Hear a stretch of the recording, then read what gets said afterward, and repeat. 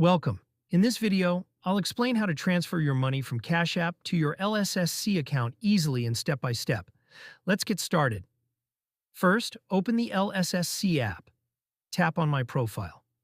Then select the Recharge option. A list of cryptocurrencies will appear, such as Bitcoin, BTC, USDT, TRC20, Ethereum, and others. Choose the currency that suits you. In this example, we'll select Bitcoin and enter the desired amount, for example, $150. Now your personal Bitcoin wallet address will appear. Copy this address, and now let's go to the Cash App.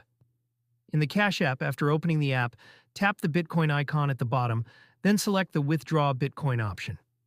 Enter the amount you want to transfer, then paste the wallet address you copied from LSSC into the destination field. Choose your preferred transaction speed, standard or fast, then tap Confirm and enter your PIN or enable biometric authentication to complete the transaction.